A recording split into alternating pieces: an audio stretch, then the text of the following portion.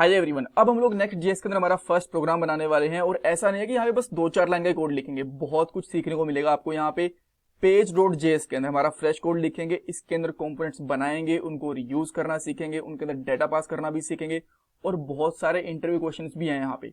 5 interview question यहाँ पे आप देख सकते हो। 4 का आंसर इसी वीडियो में दे दूंगा, 1 का आंसर नहीं दूंगा, वो आप गूगल करो और मुझे कमेंट सेक्शन के अंदर बताओ। ये हमारी नेक्स्ट जेएस की प्लेलिस्ट है। 2 वीडियोस आ चुकी हैं, 1 वीडियो बन रही है और जल्दी से बड़ी सारी वीडियोस आने वाली हैं। सो इसका लिंक आपको डिस्क्रिप्शन बॉक्स में मिल जाएगा। चैनल को सब्सक्राइब भी कर लेना एंड वीडियो को लाइक भी कर देना। अब आते हैं हमारे कोड के ऊपर, पेज डॉट जेएस। इसके अंदर हम लोग सारे के सारे चेंजेस करके देखने वाले हैं। इवन आने वाली 2-3 वीडियोस के अंदर भी इसी वाली फाइल के ऊपर काम करने वाले हैं, बिकॉज मैं एक ही फाइल की हेल्प से आपको यहाँ पे समझाना चाहता हूँ कि किस तरीके से रिएक्ट जेएस का कोड आप लोग नेक्स्ट जेएस के अंदर यूज कर सकते हो।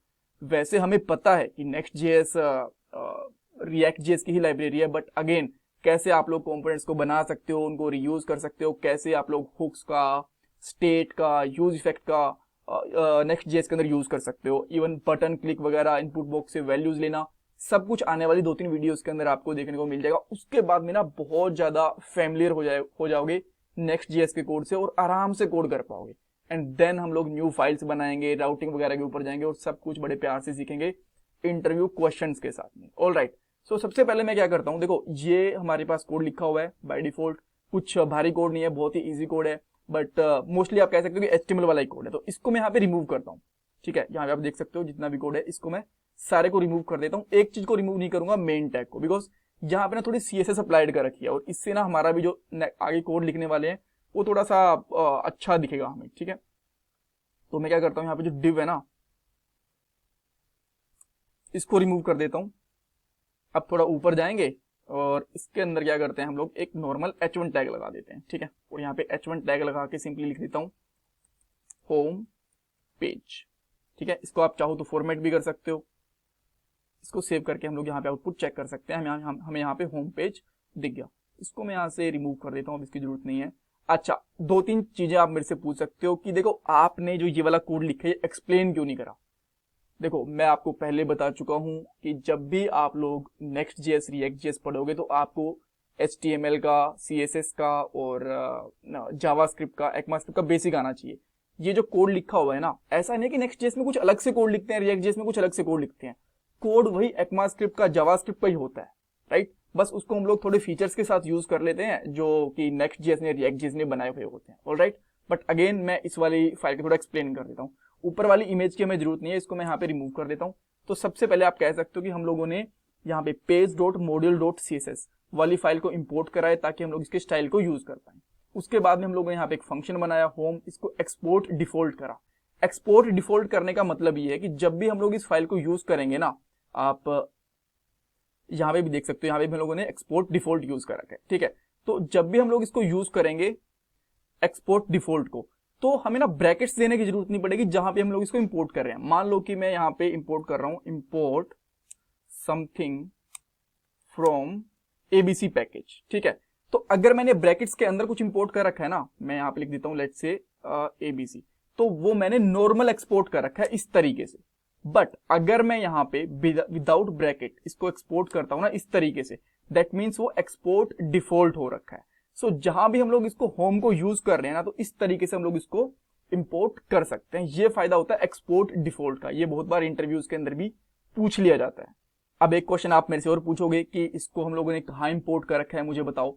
वो हम लोग बाद में डिस्कस करेंगे, पहले बेसिक चीजें समझो। ठीक है, वो कैसे मैं आपको समझाता हूँ। उसके बाद में हम लोगों ने यहाँ पे एक मेन टैग लगा रखा है, उसके अंदर हम लोगों ने CSS यूज कर रखी है, style.main। अब अगर आपको ये चेक करनी है तो यहाँ पे आओ और यहाँ पे देख सकते हो मेन के अंदर हम लोगों ने क्या लगा रखा है। अगर देखो थोड़ा सा मैं आपको स्टाइल में चेंज करके भी दिखा सकता हूँ। यहाँ पे है, अब इसका यहाँ पे आके ना एक मैं बैकग्राउंड कलर दे देता हूँ, बैकग्राउंड कलर।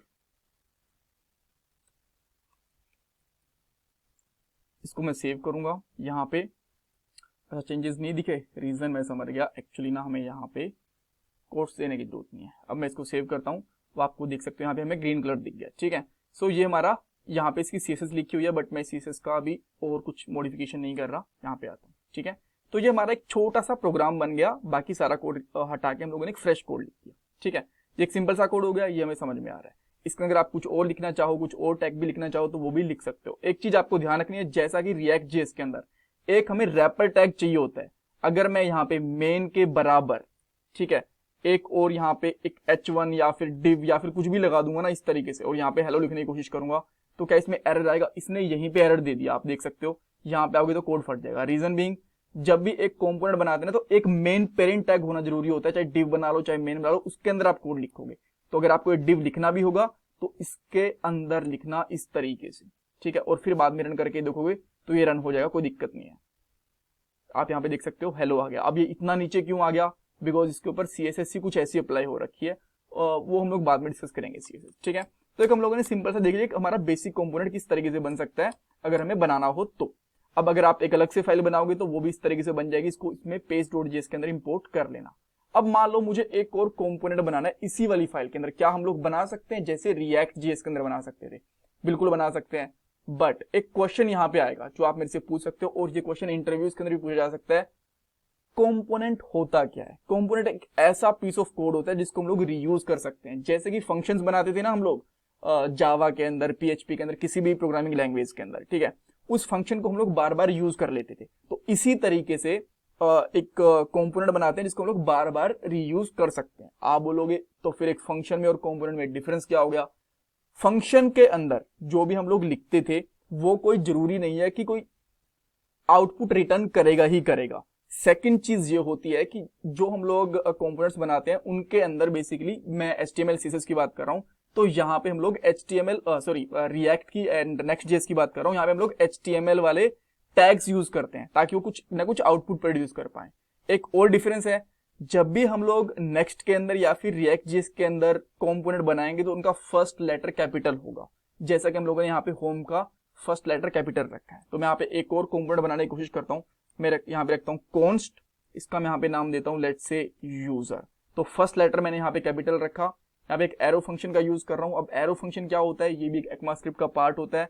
मेरे चैनल के ऊपर भी वीडियो मिल जाएंगी और भी आपको वीडियो मिल जाएंगी, एक बार देख लेना एरो फंक्शन क्या होता है, ठीक है। अगर आपको बिल्कुल भी आइडिया नहीं है, बिल्कुल आइडिया है थोड़ा बहुत तो चलेगा। अब मैं यहाँ पे क्या करता हूँ, एक नॉर्मल सा एक div ले लेता हूँ। एक div लिया और यहाँ पे लिख देता हूँ यूजर का नाम, जैसे कि लिख देता हूँ यहाँ पे h2 टैग लगा के यूजर नेम इज अनिल, ठीक है।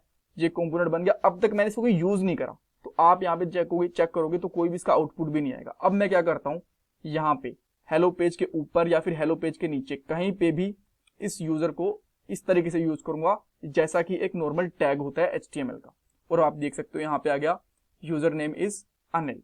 अब इसको रीयूज कैसे कर सकते हैं? मैंने एक बार बना लिया ये, अब मैं इसको बार बार लिख सकता हूँ, यहाँ पे 2 बार 3 बार 4 बार 5 बार, जितनी बार भी लिखूं और उसका उतनी बार ही यहाँ पे आउटपुट प्रोड्यूस हो जाएगा। 1 2 3 4 5 इस तरीके से, ठीक है। Cool, okay. तो हम लोगों ने अब तक क्या क्या चीजें देख ली, यहाँ पे आते हैं। एक बार फ्रेश कोड लिख के देख लिया, एक कंपोनेंट बना के देख लिया, उसको रीयूज करके देख लिया। अब इसमें डाटा कैसे पास कर सकते हैं? देखो मैं यहाँ पे क्या करता हूँ, 2 कंपोनेंट रखता हूँ सिंपल से। इवन एक बार तो इसको भी कमेंट करता हूँ, एक ही रखता हूँ। मैं चाहता हूं कि इस कंपोनेंट से, होम वाले से, यूजर में कुछ डाटा पास करूं, तो कैसे करूंगा? यहाँ पे सिंपली लिखो जो भी आपको लिखना है। जैसे मैं यहाँ पे नेम पास करना चाहता हूं तो मैं यहाँ पे लिखूंगा नेम अनिल, ठीक है। और अब इसको मैं यहाँ पे यूज करने के लिए यहाँ पे लिख दूंगा प्रोप्स। कुछ भी ले लो, कुछ भी कीवर्ड ले सकते हो, मैं यहाँ पे प्रोप्स लगा रहा हूँ बस, ठीक है। और सिंपली यहाँ पे लिख सकते हो इस तरीके से ब्रैकेट्स डाल के प्रोप्स डॉट नेम। सेव करो, यहाँ पे आओ, वापिस चेक करो, user name is Anil. Same इसी तरीके से जैसे मैंने यहाँ पे एक कंपोनेंट बनाया, एक और जो कंपोनेंट इसको कमेंट करता हूं और यहाँ पे लिखता हूं नेम इक्वल टू पीटर, ठीक है।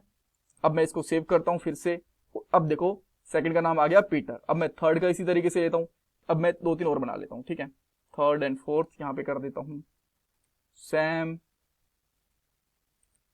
यहाँ पे कर देता हूं भास्कर, ठीक है। इस तरीके से मैंने कुछ कुछ लिखे। अब वापस आता हूं तो आप यहाँ पे देख सकते हो सारे के सारे कंपोनेंट्स के अंदर यहाँ पे प्रिंट हो गए विद नेम। तो हम लोगों ने यहाँ से डाटा को पास भी कर दिया। ग्रेट, बहुत कुछ सीख लिया। नेक्स्ट वाले पार्ट के अंदर हम लोग ये देखेंगे कि कैसे हम लोग हुक्स को, यूज इफेक्ट को और यूज स्टेट वगैरह को, इन सबको यूज कर सकते हैं। बटन वगैरह कैसे बना सकते हैं, इनपुट से वैल्यूज कैसे ले सकते हैं, और भी बहुत सारी चीजें सीखेंगे, ठीक है। ये चीज सीख ली। अब देखो इंटरव्यू क्वेश्चंस की बात करें क्या नेक्स्ट जेएस के अंदर रिएक्ट का कोड काम करेगा? डेफिनेटली करेगा, बिकॉज नेक्स्ट जेएस रिएक्ट की ही एक फ्रेमवर्क है, ठीक है। पहली चीज है कंपोनेंट क्या होता है, एक पीस ऑफ कोड होता है जिसको हम लोग रीयूज कर सकते हैं। थोड़ा डिटेल के अंदर मैंने थोड़ी देर पहले बताया था आपको, वो भी चेक कर सकते हो। कितने टाइप के कंपोनेंट्स होते हैं, वैसे तो काफी टाइप के होते हैं, बट बेसिकली 2 टाइप के आप कह सकते हो, क्लास बेस्ड कह सकते हो एंड फंक्शनल कह सकते हो। डेटा कैसे पास करते हैं कंपोनेंट्स के अंदर, एज अ प्रोप्स पास कर सकते हैं, मैंने आपको बता दिया। अच्छा, उसके बाद में जावास्क्रिप्ट और टाइपस्क्रिप्ट के बीच में क्या डिफरेंस होता है, यहाँ पे 2 क्वेश्चन बनेंगे। इन दोनों के बीच में डिफरेंस क्या होता है? पहली चीज, जावास्क्रिप्ट होती है ना, वो ऑटोमेटिकली टाइप कन्वर्जन कर लेती है। उसके अंदर कभी भी मैं ये नहीं बताना पड़ता कि मैं इंटीजर वैल्यू डिक्लेयर कर रहा हूँ, न्यूमेरिक वैल्यू डिक्लेयर कर रहा हूँ, या फिर स्ट्रिंग वैल्यू, या फिर बुलियन वैल्यू। वो अपने आप उसको कन्वर्जन कर लेती है, ठीक है, टाइप कन्वर्जन कर लेती है। बट टाइप स्क्रिप्ट के अंदर हमें बताना पड़ता है कि हम लोग किस टाइप का डेटा ले रहे हैं, जैसे कि जावा के अंदर हमें बताना पड़ता है, C++ के अंदर भी हम लोग बता सकते हैं, ठीक है, इस तरीके से। अब एक चीज और पूछ सकते हो, पूछ सकता है आपसे, क्या टाइप स्क्रिप्ट को ब्राउजर समझ लेता है? जी नहीं, ब्राउजर टाइप स्क्रिप्ट को नहीं समझ पाता। पहले कोड हमारा जावास्क्रिप्ट के अंदर कन्वर्ट होगा, उसके बाद में हम लोग टाइप स्क्रिप्ट से पहले कोड हमारा जावास्क्रिप्ट में कन्वर्ट होगा और बाद में उसको ब्राउजर रीड कर पाएगा। अब एक क्वेश्चन का आंसर आप मुझे दो, server side scripting and client side scripting के बीच में क्या डिफरेंस होता है? इसके ऊपर एक वीडियो भी आएगी अलग से, बिकॉज यहाँ पे ना सर्वर साइड रेंडरिंग का एक बहुत ही अच्छा कॉन्सेप्ट होता है नेक्स्ट जीएस के अंदर। वो समझने के लिए हमें स्क्रिप्टिंग टाइप का पता होना चाहिए, क्या सर्वर साइड स्क्रिप्टिंग होती है, क्या क्लाइंट साइड स्क्रिप्टिंग होती है। तो इसके ऊपर मैं एक वीडियो भी लेके आऊंगा, बट अगेन इसका अगर आप आंसर देना चाहो तो मुझे कमेंट सेक्शन के अंदर देना, ये सही लगेगा। और जो मुझे सही आंसर देगा उसको मैं हार्ट भी दे दूंगा, ताकि औरों को भी पता चल जाए कि ठीक है ये सही आंसर है। ऑलराइट, और अगर आप लोगों ने अब तक चैनल को सब्सक्राइब नहीं करा तो प्लीज चैनल को सब्सक्राइब करो, वीडियो को लाइक करो, अपना फीडबैक मुझे कमेंट सेक्शन के अंदर दे सकते हो, और ये मेरा पेटीएम वाला डोनेशन नंबर है। Thank you guys, thank you so much.